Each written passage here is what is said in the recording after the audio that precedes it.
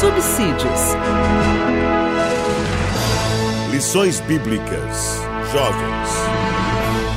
Lição 10. As lutas dos hebreus no tempo da conquista. Saúdo os professores, superintendentes de escola dominical, todos os irmãos, com a paz do Senhor. Neste dia estudaremos os capítulos 10, 11 e 12 do livro de Josué, que será encerrado na lição de número 10, as lutas dos hebreus no tempo da conquista. O texto do dia é o Salmo 44, versículo 3, que diz: Pois não conquistaram a terra pela sua espada, nem o seu braço os salvou, e sim a tua destra e o teu braço e a luz da tua face, porquanto te agradaste deles. E a síntese diz: é Deus quem nos concede a vitória. É Ele quem nos livra das mãos dos nossos inimigos. Os capítulos 10, 11 e 12 de Josué, querido professor, querido superintendente de escola dominical, certamente são os capítulos mais sangrentos das Escrituras. Eles narram como foi a conquista do povo de Israel em relação às cidades que ficavam ao sul de Canaã e ao norte de Canaã.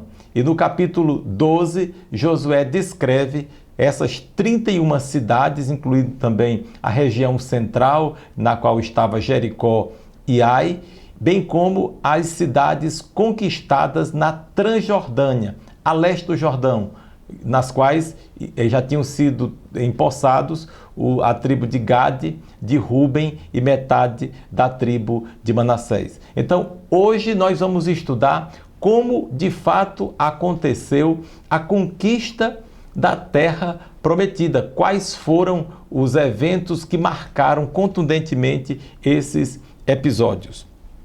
Antes de entrar na lição, propriamente, vamos observar os objetivos. São 3 objetivos, porque são 3 tópicos. O primeiro tópico, o primeiro objetivo, explicar como foi a conquista dos reinos do sul de Canaã e quais os milagres contemplados. Objetivo número 2, expor como foi a conquista dos reinos do norte de Canaã e quais as circunstâncias dessa longa guerra.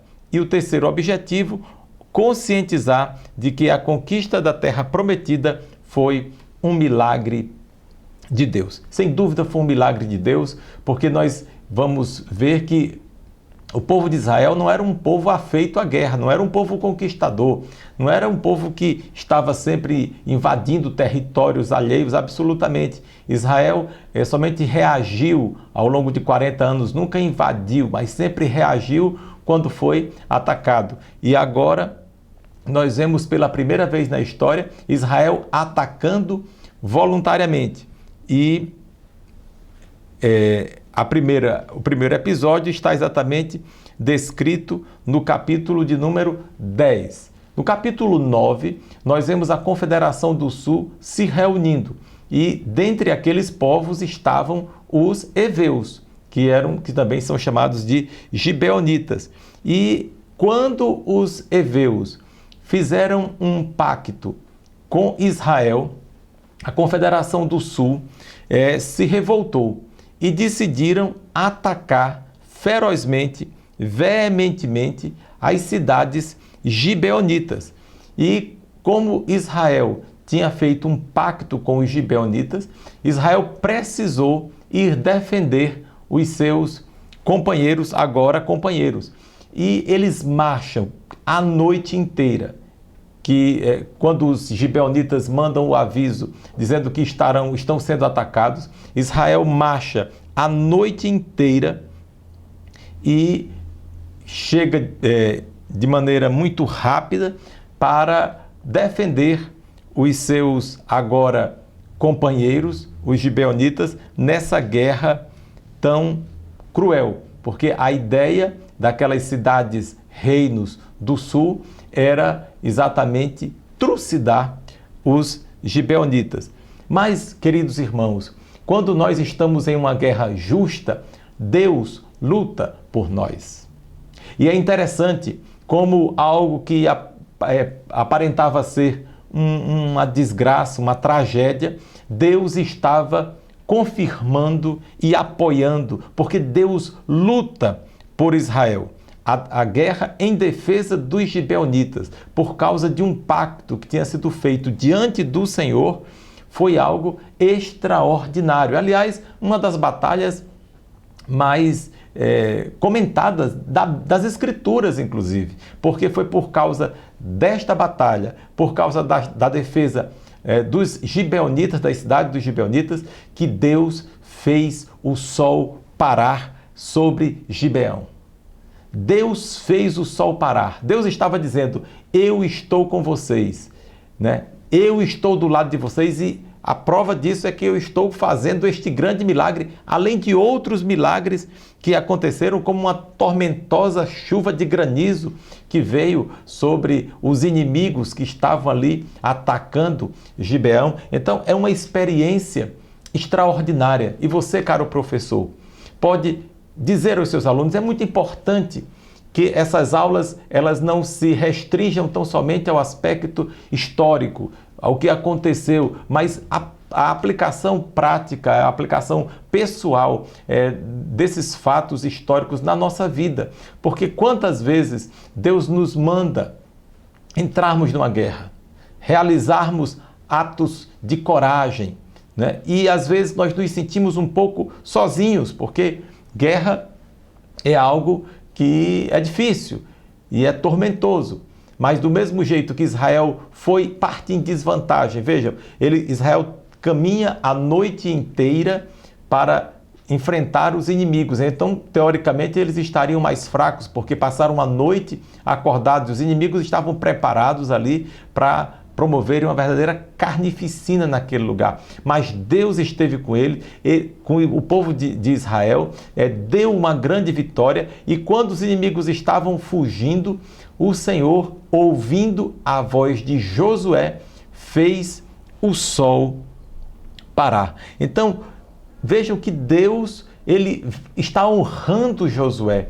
Josué, que é um homem fraco, é um homem que se deixa levar muitas vezes pelas aparências, se deixa persuadir pelas circunstâncias, mas é um homem que ora, é um homem que tem o coração contrito diante do Senhor, e é um homem que quando chega o momento de demonstrar compromisso com as coisas de Deus, ele está firme e forte, inabalável como uma rocha. E nós precisamos manter o nosso compromisso com Deus. É importante que os nossos jovens mantenham o compromisso com Deus, como Josué manteve o compromisso. Ele podia ter dito, não, nós não vamos defender os gibeonitas porque nós somos enganados, mas como eles tinham feito um juramento diante do Senhor, então eles foram para aquela batalha e Deus promoveu uma grande vitória ali para o povo de Israel. E vejam, irmãos, providência de Deus. Ao invés de Israel ter que invadir aquelas cinco cidades, aqueles 5 reinos, eles vieram de uma vez só. E Deus deu ali uma grande vitória. E foi um período, um momento de juízo de Deus. Por isso, aqueles homens maus, cananitas, foram destruídos diante do Senhor. Alguém pode dizer, mas pastor, não foi com muita violência aquela guerra? Deus determinou que não se poupasse ninguém. E alguém pode até querer se escandalizar com isso, mas não se escandalize, porque a Bíblia diz que a maldição não vem sem causa. Aquele povo, o povo dos cananeus, aquelas 7 etnias que estavam ali, elas secularmente, milenarmente, e estavam distantes de Deus e trazendo uma cultura completamente chancelada pelo inferno. E você, caro professor, pode dizer aos seus alunos, é muito importante que essas aulas elas não se restringam tão somente ao aspecto histórico, ao que aconteceu, mas a aplicação prática, a aplicação pessoal desses fatos históricos na nossa vida. Porque quantas vezes Deus nos manda entrarmos numa guerra, realizarmos atos de coragem, né? E às vezes nós nos sentimos um pouco sozinhos, porque guerra é algo que é difícil e é tormentoso. Mas do mesmo jeito que Israel foi parte em desvantagem, vejam, Israel caminha a noite inteira para enfrentar os inimigos. Então, teoricamente, eles estariam mais fracos, porque passaram a noite acordados. Os inimigos estavam preparados ali para promoverem uma verdadeira carnificina naquele lugar. Mas Deus esteve com ele, com o povo de Israel, deu uma grande vitória, e quando os inimigos estavam fugindo, o Senhor, ouvindo a voz de Josué, fez o sol parar. Então, vejam que Deus, ele está honrando Josué. Josué, que é um homem fraco, é um homem que se deixa levar muitas vezes pelas aparências, se deixa persuadir pelas circunstâncias, mas é um homem que ora, é um homem que tem o coração contrito diante do Senhor, e é um homem que quando chega o momento de demonstrar compromisso com as coisas de Deus, ele está firme e forte, inabalável como uma rocha. E nós precisamos manter o nosso compromisso com Deus.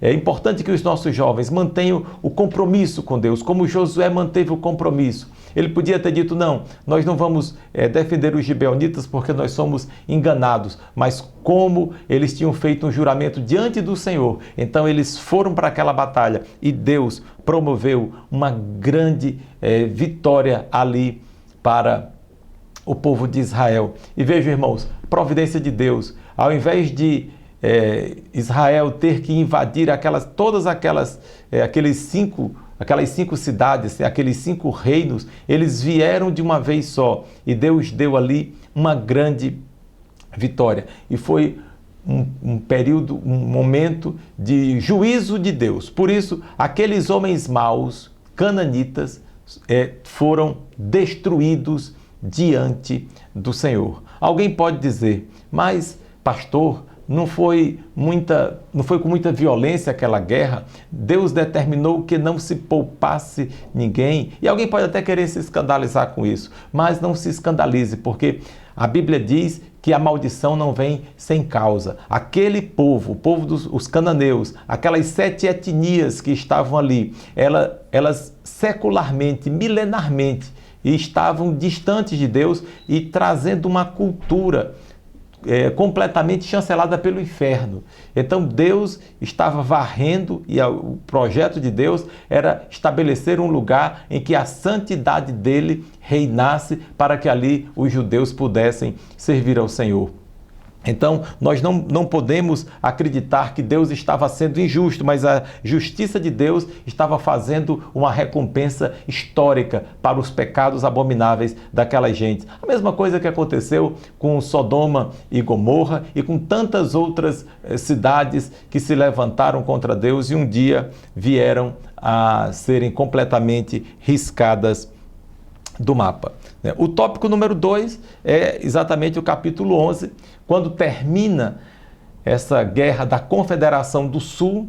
Veja, Josué com Israel já tinham conquistado a parte central de Canaã, já tinham agora conquistado numa guerra breve, numa guerra rápida, a parte do sul. Agora, os confederados da região norte de Canaã se reúnem e dizem, vamos destruir Israel, porque Israel já atravessou o Jordão, já destruiu Jericó, já destruiu Ai, os heveus já fizeram um conluio com Josué, já destruíram aqueles 5 reinos do norte, e agora é a nossa vez, e eles se unem, inimigos históricos entre si. Eles tinham uma história de muitos conflitos entre eles, mas agora eles se reúnem e fazem uma confederação para enfrentar o povo de Deus. E o historiador Flávio Joséfo diz que era muitíssima gente. A Bíblia nos diz, de uma forma hiperbólica, que o número daqueles guerreiros era comparado aos grãos de areia na praia do mar. Mas Deus tinha prometido vitória para o seu povo. Israel, irmãos, não tinha carros de guerra. Israel não tinha armas sofisticadas. Israel estava aparentemente em desvantagem. Eles não eram treinados para as batalhas. Mas, como nós vemos aqui no texto do dia, esse versículo, eu penso que é a chave central para todos os episódios, acontecimentos do livro de Josué e, sobretudo, para esta lição. Pois não conquistaram a terra pela sua espada. Isso aqui foi dito séculos depois. Nem o seu braço os salvou, e sim a tua destra, o teu braço e a luz da tua face, porquanto te agradaste deles. Foi porque Deus se agradou do povo de Israel que aquela vitória tão grande aconteceu. Agora, interessante, a cada luta nós temos uma estratégia de Deus diferente.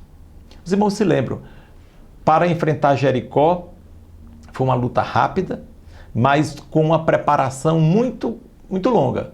Foram 7 dias de preparação, 7 dias de estratégia, 7 dias arrodeando Jericó. E certamente a misericórdia de Deus estava ali clamando para aqueles cananitas, para que eles se convertessem. Eles não se convertem e Jericó é destruída.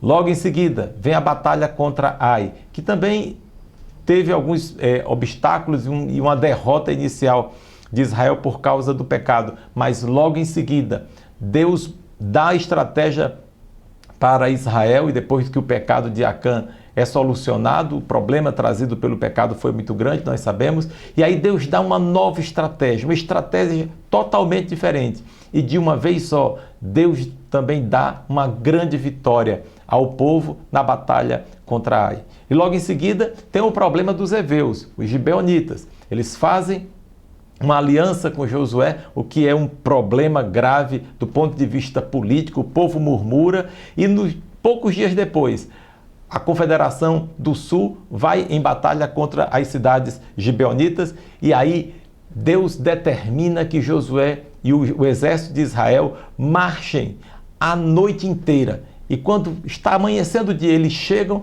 às cidades dos gibeonitas e tem uma guerra renhida contra aqueles povos. E Deus rapidamente dá uma vitória. A vitória é tão rápida que Deus até faz o sol e a lua pararem para que Israel possa concluir aquela grande carnificina, porque foi isso realmente que aconteceu, porque era o juízo de Deus. E agora nós chegamos no capítulo de número 11.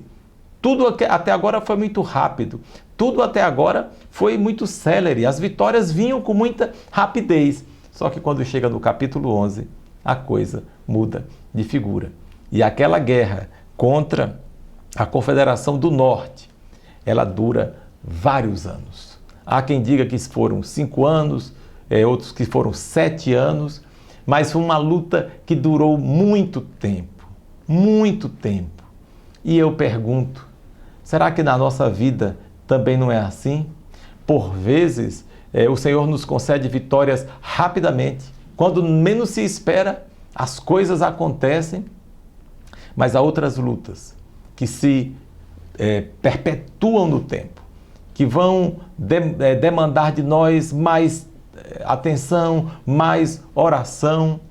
Queridos, no livro que foi escrito acerca desta lição, como subsídio, nós aprofundamos um tanto mais estas questões. Então, as lutas da nossa vida, elas estão aí para nos fortalecer, não é para nos destruir. Israel precisou conquistar Jericó, Ai e as cidades do sul com rapidez. Era o projeto de Deus, mas as cidades do norte, elas demorariam mais um pouco. O povo precisava aprender a caminhar com Deus.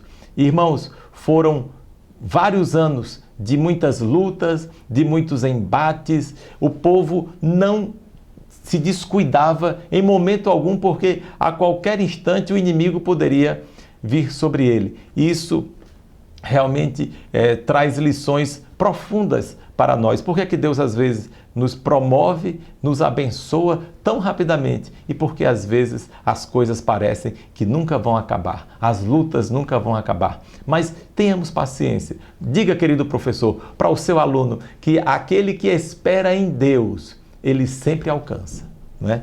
Então, nós temos o tópico 2, o item 2 do tópico 2, que vai falar que as armas da nossa milícia não são carnais. Então, para termos vitória, nós não podemos, e esse modelo de guerra que Israel empreendia, era um modelo de guerra totalmente feito por eles. Não havia similaridade nas guerras antigas em relação ao modus operandi do povo de Israel, porque está escrito, há uma expressão que se repete muito em Josué 6:21, 8:24, 10:11, que diz assim: feriram ao fio da espada. E o que é que significa isso? É que a espada que eles, na verdade, não era uma espada grande, era uma espada que tinha entre 23 e 30 centímetros de tamanho, feita de bronze, era essa arma de guerra. Então, os judeus, eles tinham, na verdade, uma luta corpo a corpo. Era uma luta muito, muito sangrenta, muito violenta. E as batalhas, elas se davam assim. Então, cada vez que Israel estava na batalha, era o corpo a corpo. Era uma guerra muito, muito dura e muito sangrenta.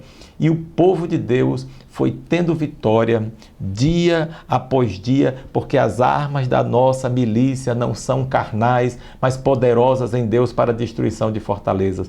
Carros de guerra. Nunca o exército de Israel usou carros de guerra. Deus mandava queimar os carros e os cavalos, eles eram aleijados. Deus fazia com que o povo tivesse armas rudimentares para que a esperança, a confiança do povo estivesse exclusivamente no Senhor. Está escrito: uns confiam em carros, outros em cavalos, mas nós faremos menção do nome do Senhor nosso Deus.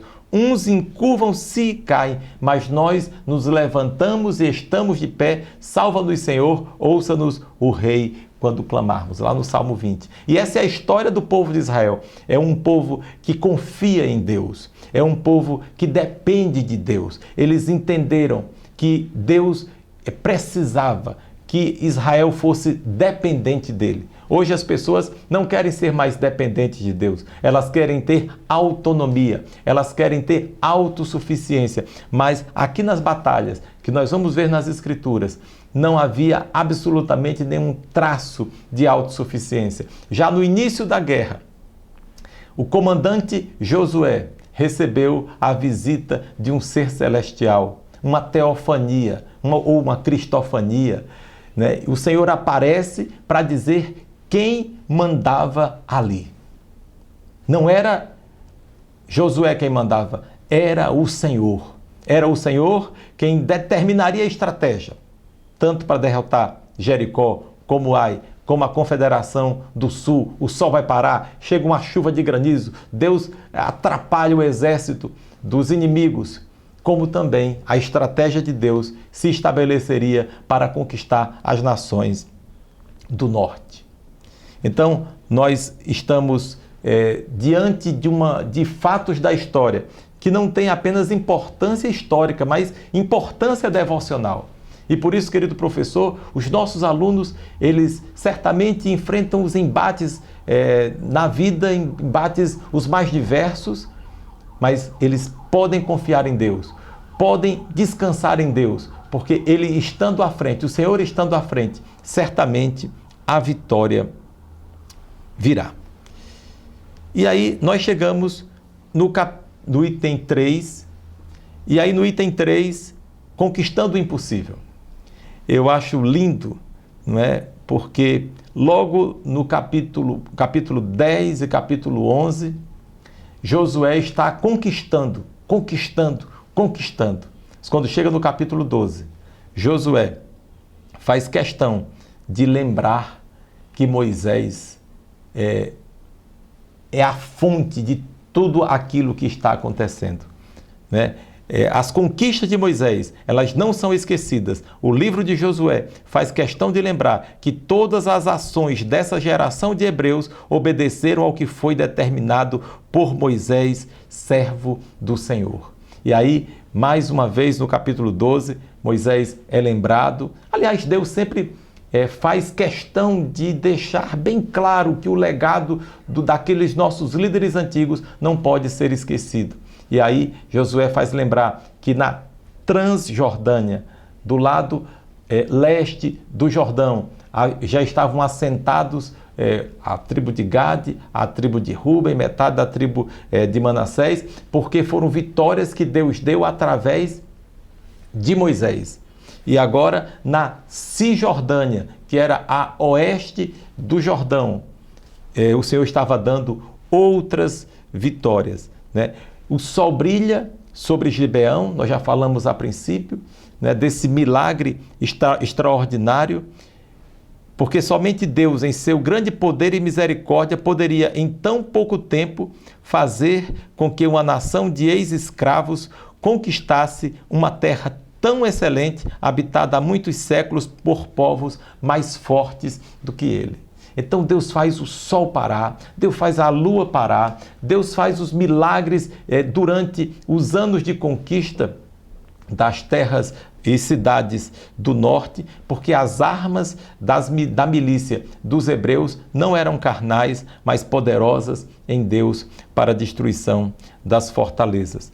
E aí o tópico 3, o item 3 do tópico 3, Josué fere 31 reis. São 31 reinos, ou 31 cidades-estados. São cidades que se fortaleceram bastante ao longo dos séculos. Cada uma dessas cidades geralmente tinha um rei, eram geralmente cidades muradas, cidades que tinham um exército, que eram de etnias diferentes, de povos diferentes, e cidades que adoravam a vários deuses. Então, os deuses com D minúsculo dessas cidades estavam ali aparentemente as protegendo. E quando o Senhor traz a onda, né, do povo de Israel, o Senhor confere ali para eles uma grande vitória. Heteus, Gigazeus, Amorreus, Cananeus, Ferezeus, Eveus e Jebuseus eram as etnias que estavam ali. Por que elas não tinham sido destruídas antes? Porque a Bíblia diz, o Senhor disse lá atrás, que não tinha ainda se completado a medida dos amorreus. Esses povos, eles são chamados também como um todo, ou como cananeus, ou como amorreus nas Escrituras. Mas agora tinha chegado o tempo, a medida, né, da injustiça desses povos tinha se completado, e o Senhor usou as armas que Josué e que os israelitas tinham para trazer essa grande vitória e cumprir uma promessa que tinha sido feita lá atrás a Abraão, Isaque e Jacó. A conquista da terra de Canaã foi um marco indelével na história do povo hebreu. A partir de agora, não haveria mais maná caindo matutinamente, nem água saindo da rocha, mas o alimento seria produzido pela terra, e da chuva dos céus eles beberiam as águas. Queridos, o tempo agora era um outro. Veja, no tempo do deserto, Deus ele é muito sábio, ele conhece bem as estações das nossas vidas. Então, Israel passa um longo tempo no Egito, se fortalecendo enquanto nação. O povo cresceu, o povo se fortaleceu no Egito. E aí depois Deus tira o povo do Egito com braço forte, com mão estendida, e passa 40 anos no deserto. Deus tratando o povo, limpando o povo, e o povo experimentando milagres do cotidiano, como a água saindo da rocha, o maná caindo matutinamente, vinham cordonizes. Nenhum dos hebreus que passaram aqueles 40 anos, nenhum deles os seus vestidos ficaram rotos e os seus sapatos envelheceram. Nenhum deles morreu de sede ou de fome. Não obstante houvessem muitos revoltosos, muitos indignados com a liderança de Moisés e Arão, mas eles estavam ali debaixo da nuvem, debaixo da coluna de fogo. Eles estavam sendo abençoados. Quando Balaão tentou amaldiçoar o povo, Números capítulo 23, mesmo havendo aqueles que eram rebeldes, o Senhor não permitiu que aquele povo fosse amaldiçoado pelo falso profeta Balaão. Mas o tempo de deserto passa e agora chega o tempo das conquistas, o tempo da terra prometida. E agora não haveria mais problema de água, problema de comida, problema de sol quente, problema de roupa, problema de sapato. Não, Deus estava dando agora fartura, abundância, prosperidade. E o Senhor faz com que a terra de Canaã, que era uma terra próspera, fosse dada em herança àqueles hebreus da segunda geração que saiu do Egito, pessoas que aprenderam a confiar em Deus e a obedecer ao seu líder. E esse é uma coisa muito, muito importante. Nós temos que aprender a ser submissos, a obedecer, aprender a nos humilhar para poder herdar a terra que mana leite e mel. Lembrando os irmãos, logo todas essas batalhas, o povo teve que se submeter de uma forma até um tanto quanto impensada em relação a Josué. Logo na batalha de Jericó, Josué disse: olha, vocês arrudeiam a cidade 7 dias sem dizer nada, mas quando eu disser gritai, então vocês gritem.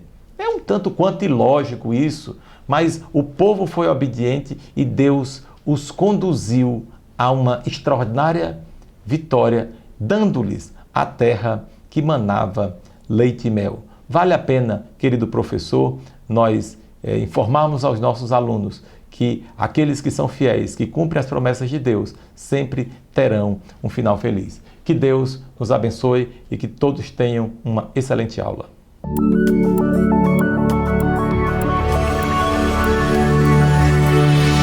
CPAD, a editora da Escola Dominical.